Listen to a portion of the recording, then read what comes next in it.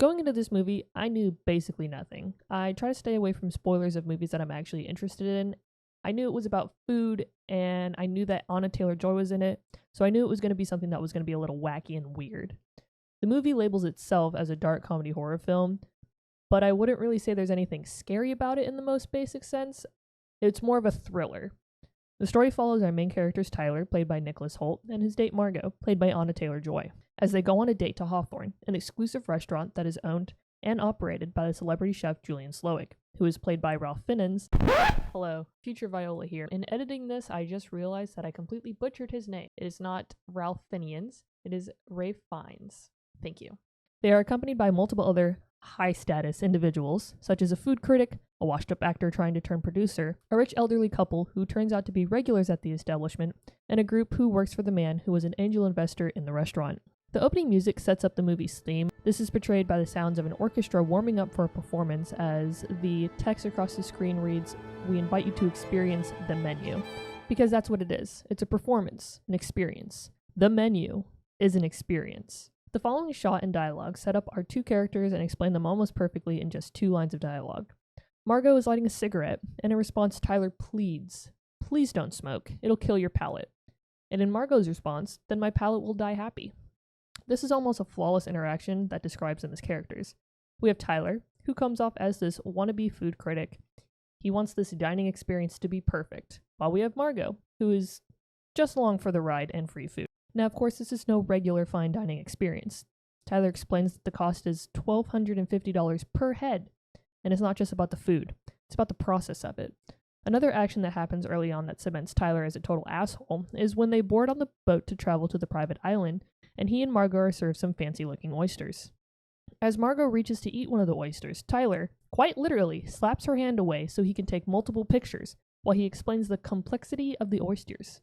He describes it as laughably good. As we arrive on the island, we have another interaction between Tyler and Margot that reveals more of their quote-unquote relationship. Margot comments, "This is just like prom," and Tyler states that he never went. Margot asks why, and Tyler claims, "Well, none of the cool girls like you said yes." At this point, we assume they are a couple, if not dating. Well, why would this be news to Margot? Have they just recently started dating? If so, why would Tyler spend such money on a first date? It raises questions about their relationship that later in the film are answered.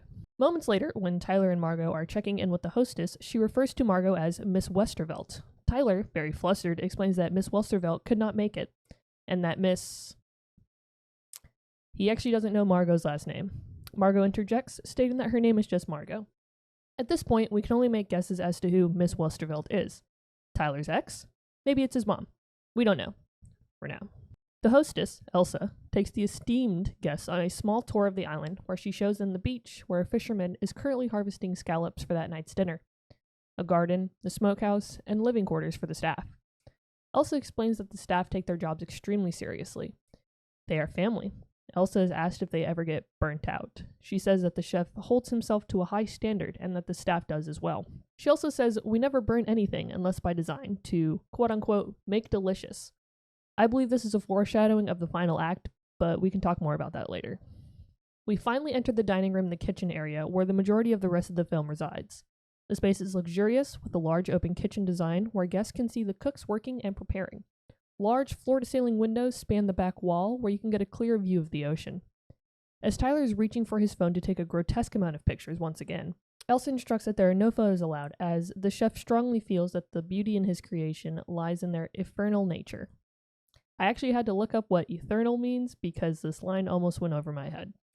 It just means lasting for a short amount of time. Tyler continues to make himself more and more unlikable every single time he opens his mouth. He begins talking to one of the chefs about what he's working on, explaining to Margot what a Paco jet is and how it's used. Margot simply responds, "Cool." The cook responds to Tyler by name, and this fuels his massive ego even more. "He knew my name, babe." Margot quickly snaps back with, "Yeah, I know you didn't ask his name." To which Tyler simply responds with, "Yeah, well, you know." Yeah, well, you know what, Tyler? We get to see our first look at the famous Chef Slowik. He and Elsa exchange words and then moves his eyes to meet Tyler's. Tyler seems scared but mostly starstruck by this brief interaction. The first plate is now being served. A simple dish comprised of cucumber melon, milk snow, whatever the fuck that is, and charred lace. Again, whatever the fuck that is. Despite Elsa specifically instructing them not to take pictures, what does Tyler do? He takes pictures, like the entitled dickhead that he is. Elsa very clearly sees him do this, but says nothing. Tyler then goes on a rant about how people idolize athletes and musicians, etc., that those people are idiots, that what they do doesn't matter. He explains that chefs play with the raw materials of life itself. He goes on to talk about how he's watched all of Slowik's shows and explanations. He's very passionate about his food shit. Margot, in an almost mocking tone, says that what he said was beautiful and that she's starting to get it. I believe she's trying to be as sincere as she's capable of, but is ultimately making fun of him. Chef Slowik begins to explain the course of events for tonight's dinner. He asks that they not eat. He wishes that they taste, savor, and relish. We are introduced to the first course. Using plants from around the island that are placed on rocks from the shore, covered in slightly frozen filtered seawater. As Slowik is explaining the first dish, Tyler, with his big fat fucking mouth, has to start explaining to Margot that the scallops used are the ones from the fishermen that they saw earlier. Slowik politely interrupts, and Tyler says sorry and shuts up for once. Slowik gives a very moving piece about how nature is limitless and that humans don't matter. Tyler is so moved by this, he starts to cry. But of course, he still has time to take pictures. He doesn't even have the respect to turn off his sound, and is so very obvious that he is taking pictures. As Margot starts talking about a restaurant in her hometown, Tyler interjects, asking if she thinks that the chef is mad at him. He cares so much about being liked, and Margot says, "Well, you're the customer. It doesn't matter if he likes you." And Tyler replies, "Right." "Wait, what does that mean?" Margot interjects. "Just eat your rock." This is such a large hint as to what the actual relationship between Tyler and Margot is, but if you still haven't figured it out, you can process it a little bit more. We have now come to the second course, which is named Breadless Bread Plate, in which you are given accompaniments, but no bread. The chef describes bread as, in a basic sense, poor people's food, and since the guests are not of common men, they get no bread. Tyler describes it as next level. Others think it's a bit or a joke. Even though they are only served accompaniments, the food critic somehow manages to be displeased with it, commenting that the emulsion does look slightly split. I have no idea what she's talking about, but apparently this is something you shouldn't see in a restaurant of this quality. In response, Slowik sends a large bowl of broken emulsion. Meanwhile, Tyler is just absolutely eating this up, explaining to Margot that she doesn't get it, and that it's a concept. At this point, Margot is getting slightly fed up because Tyler continues to talk down to her like she's an idiot. Margot refuses to eat the food, and this catches the attention of Slowik. They exchange some passive-aggressive words, and Slowik walks off. Tyler exclaims that he is humiliated. This builds tension. As we go on to course 3, we hear a conversation between the elderly couple saying that Margot looks like a woman named Claire, and the husband responds, "She looks nothing like our Claire." It is assumed that Claire is their daughter. We learn that the name of the next course is called Memory. Slowik begins to explain a story from his past that Tuesdays were taco night. He continues to explain events of childhood and domestic abuse that he and his mother had gone through. The guests are served a smoked chicken thigh that has a pair of small scissors stuck in them, along with homemade tortillas. This is a staple of his restaurant that apparently put him on the map. All of the tortillas have laser-engraved pictures unique to each guest on them. The food critic has places of restaurants that she reviewed that ended up closing. Tyler shows images of him earlier in the night of him taking pictures of the food. The actor has his movie poster for one of his movies titled Calling Dr. Sunshine. The financial dude bros have receipts of fraudulent invoices with fake charges that they created. The elderly couple has past photos of them, one depicting the husband with an unnamed woman. Tensions rise even more as Tyler becomes obsessed with trying to apologize to Slowik. Margot insists that they send the food back, and Tyler flips his entire fucking lid, snaps at her, and then calls her a child. Margot demands an apology, and in return, Tyler tells her to shut up and eat. He takes a bite of his food, and, momentarily, is actually at ease for once. Margot excuses herself to the bathroom, but comes in contact with a large silver door, and asks Elsa what's behind it. "Something very special," she says. As Margot sits in the bathroom about to light a cigarette, she sees someone carrying what looks like to be angel wings through an open field behind the restaurant. Slowik enters the bathroom to confront Margot, asking her what it was about the last course that she did not enjoy. He says that it wounds him that she is not eating. He also says that she shouldn't be here tonight. She aggressively exits the bathroom. As we open into the fourth course, the cooks put down a tarp and line it with what looks to be sage and lilac plants. As Slowik begins to explain the next course, he introduces one of his sous chefs, Jeremy. Jeremy is the one who created this next dish, and it is named the mess. We learn why very shortly. Slowik gives background info about Jeremy and how he came to be, but also says that Jeremy will never be as great as him. He continues to say that the mess is what comes from greatness. Even when everything you do is perfect, there is no way to avoid the mess you make of everything around you. Your life, your body, your sanity. Slowik asks Jeremy if he likes his life. He says no. He asks Jeremy if he wants his life. He says no. Slowik lightly kisses Jeremy on the cheeks. Slowik then introduces the mess. Tyler is the only guest who claps. A clear curtain is drawn behind Jeremy to shield the kitchen. Jeremy proceeds to bow and then quickly pulls out a handgun, shoots himself in the mouth through his brain. All the guests react appropriately, very shocked and appalled. Besides Tyler, who says with a smile on his face, "That was a shock. Didn't see that coming." Questions stir, and Slowik responds, "It's all a part of the menu. It's a part of the show. It's what you're paying for." The actual food is brought out, and it consists of cooked vegetables, roasted filet, potato confit, beef juice, and bone marrow. Slowik screams at guests to eat. Margot looks to Tyler to possibly fill her in on what the fuck is going on, but he's just happily eating his food. The elderly couple attempts to leave.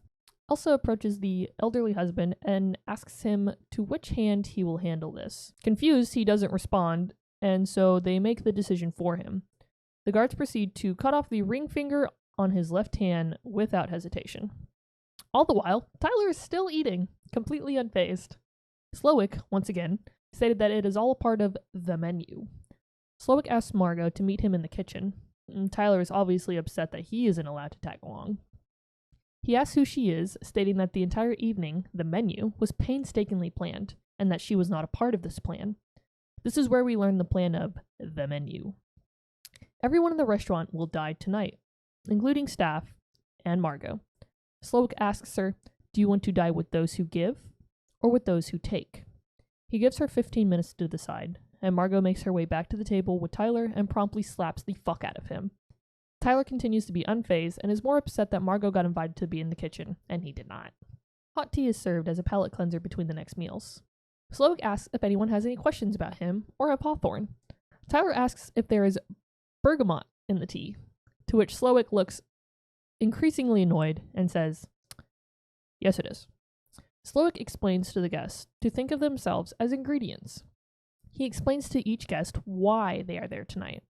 For the food critic, she has ruined livelihoods, and her assistant, or editor, I don't know which, enables her. The elderly couple, who have dined at Slowik's restaurant 11 times in the past 5 years, ask the husband to name one dish from the last time he was here. He can't. Slowik claims that his food has reached a price point that only the people present can access it. A group of people who will never be satisfied. The financial dude bros bring up that this restaurant isn't actually Slowik's, but it's Doug Varick, their boss. Slowik explains that things are a little more complicated, and that he owns Doug Varick. Slowik explains that Varick questioned his menu, and even dared ask for substitutions. As Slowik is explaining this, we see Doug Varick outside, suspended over the ocean, wearing the angel wings that Margot had saw earlier while in the bathroom. He is then slowly lowered into the ocean, as Slowik tells the guests to listen while he drowns. He says, "Do you hear that silence? I'm free." Margot's time to decide who she wants to side with is up, and is escorted to Slowik's office. Slowik says he can spot a service industry worker when he sees one. He also noticed that Margot has been looking at the elderly couple a lot, particularly the husband. He asks how Margot knew him. Margaret says, "He told me to agree with everything he said, to continue eye contact while he jerked off." But this wasn't the worst part. She goes on to explain that he told her to tell him that he was a good man, and that she was his daughter. Slowik levels with her and understands. They both agree that they like what they do, or that they used to at least. In the next movement of the film, the guests are brought outside as we are introduced to another one of Slowik's sous chef, Catherine Keller. Tyler, once again, is the only guest who claps. Keller begins to tell a story of how Slowik tried to pursue her romantically, not once, but twice, and she refused. But he did not fire her. He only refused to speak or even look at her for over 8 months. She introduces the next course, named Man's Folly. Keller proceeds to stab Slowik in the thigh with small scissors. Slowick then says to the guests that the male diners are being given the chance to escape. They have 45 seconds to start running, and then the staff will chase them down. All the men run off, except for Tyler, who thinks he's so different. Slowick instructs him to run off as well. Meanwhile, all the women are escorted back inside with Keller. We are shown the actual dish of man's folly, which is comprised of Dungeness crab, fermented yogurt whey, dried sea lettuce, umbosha, and kelp. It looks really fucking gross. As the ladies sit around a circular table and eat, Keller explains that everyone dying is part of the experience of the menu, and that she was the one who actually pitched the idea. The wife of the elderly couple confronts Margot about knowing her husband. Margot confesses that her real name is actually Erin, and she's from Brockton, Massachusetts. All of the men are rounded back up and filed back inside. Slowick states that the menu cannot continue as planned until an unresolved matter is dealt with. He calls out to Tyler and asks him to tell him why he's here.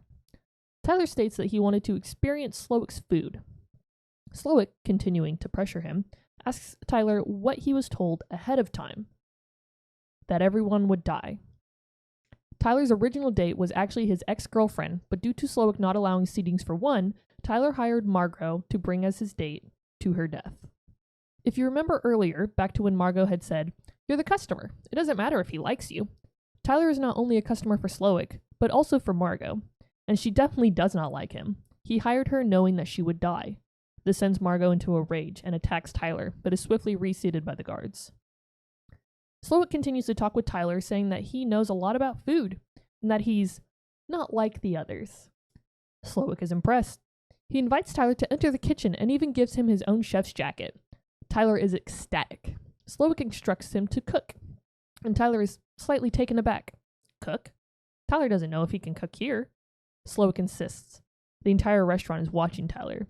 Slowick begins asking what Tyler needs to cook. Leeks, he says. What else? Shallots. Slowick gathers the other cooks to watch Tyler intensely. What next? Butter. And for protein? Lamb. Tyler begins adding all of his poorly chopped ingredients into a pan, burning and embarrassing himself in the process. He can barely grip the tongs as he's shaking so hard.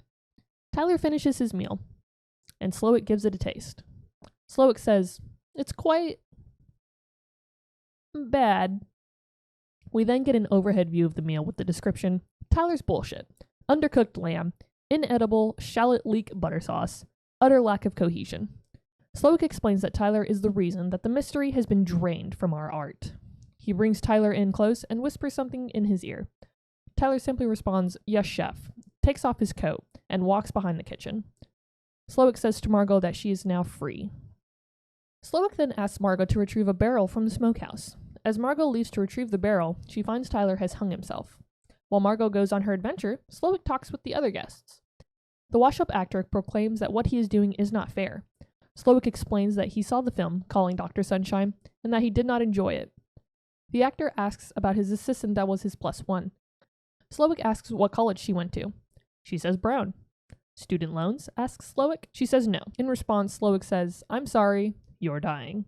We cut back to Margot, as she has found a knife in the smokehouse and adventures into the chef's house. She finds a similar silver door to the one from the restaurant. She is interrupted by Elsa, who attempts to kill her, accusing Margot of trying to replace her. Margot beats the absolute shit out of her and then stabs her right through the throat. Margot goes back to the silver door and enters what is behind it. It is revealed to be a small room, and hanging on the walls are pictures and news articles about Slowick in his youth.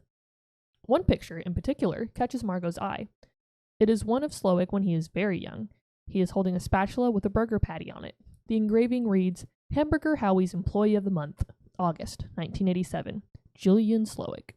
He looks happy. Margot finds a radio and assumably calls for help.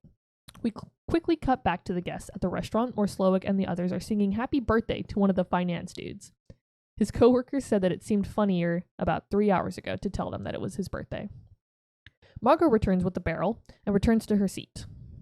Slowick says that he knows that he is a monster and a whore for some reason. I don't know why he called himself a whore. Because he pursued one of his coworkers, I guess. I don't know. That was kind of a funny thing for him to say. But tonight, what he is doing is pure. As he is talking, a Coast Guard boat enters the dock and Slowick instructs his staff to clean up a bit real quick. As the Coast Guard officer enters the restaurant, it is extremely tense. Slowik has instructed the guests that if they call out to him for help, that he will be killed, and you don't want to kill an innocent man. As the Coast Guard officer enters, he recognizes the washed-up actor, and Slowik offers him an autograph. As the officer is leaving, he reads what the actor has written. "Help us." He quickly draws his gun, and the restaurant erupts. As he is pointing his gun at Slowik, he slowly turns his gun towards Margaret, everyone thinking that he will shoot her. His gun turns out to actually be a lighter, and he lights the candle on the table, and the officer himself is an actor. Slowik confronts Margot, stating that she is an eater, a taker. She is not like them. The final course has begun, dessert. But Margot has had enough. She states that she doesn't like Slowik's food, and that she wishes to send it back. She says that Slowik has taken the fun out of eating, that when she eats his food, it tastes like it was made with no love. She tells Slowik that he has failed as a chef and has bored her, and worst of all, that she is still fucking hungry. Slowik asks what she would like. She replies that she would like a cheeseburger. Slowik insists that he can do just that. He begins personally making Margot a double cheeseburger, grilled to absolute perfection. As Slowik is plating the burger, you can see a small sliver of a smile across his lips, but only for a moment. He serves Margot himself, and as she takes a bite, he looks the most joyous he has been the entire film. Margot exclaims, "Now that is a cheeseburger." But she admits that her eyes were bigger than her stomach and asks for a to-go box. It almost pains him to have to let her go, but he agrees. Giving her a to-go box, as well as a gift bag, he thanks her for dining at Hawthorne. She also thanks him and leaves a $10 bill on the table. As she's getting up to leave, she looks back at the rest of the guests. The wife of the elderly couple ushers her to go. As Margot is running to the boat, left by the Coast Guard actor, Slowik gives his last speech.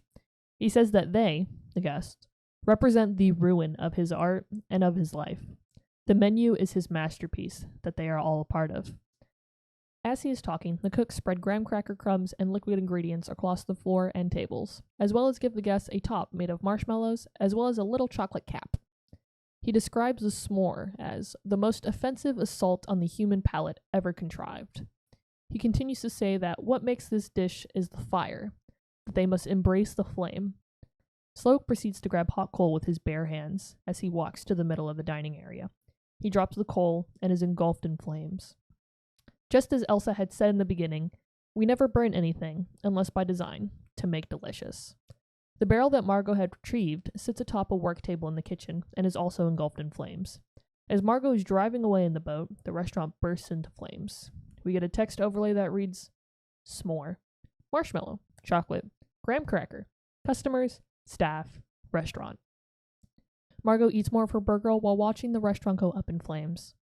She retrieves a copy of the menu from the gift bag she received and uses it as a napkin. She takes another harsh bite, and we cut to black. This movie is basically the stereotypical embodiment of eat the rich. Slowik wanted to put an end to his suffering as a tortured artist. He no longer loved the art of cooking due to the pretentiousness and elitism that had become foodie culture. The guests who he killed were the reason for this. Tyler's character perfectly captures the disdain wealthy people have towards the lower class and service workers. He knew bringing Margot was sentencing to her death, but he still does so anyway because he was selfish. He spent his entire life idolizing Slowik, only for Slowik to despise and embarrass him. Even in the last moments of Tyler's life, he listened to Slowik when told to kill himself in a last attempt to prove his love and dedication to him.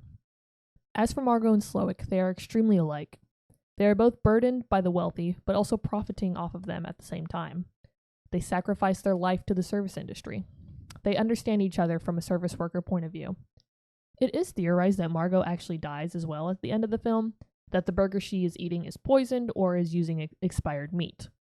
I don't really believe this to be the case, because why would Slowik bother doing such a thing? It doesn't seem in character for him to sneakily poison her, because if he truly wanted her to die with them, he would have simply made her stay. But he doesn't, because she is different from the rest of the guests. And in his last moments, Slowik got to do what he truly loved, cooking good food to be truly eaten and enjoyed, not deconstructed by wealthy dickheads. I'm definitely going to say that this movie is in my top 10 of all time. It's satirical, but it's not overly comedic that it takes away from the thrill of the story. It uses extreme stereotypes, but it doesn't turn them into cartoonish caricatures.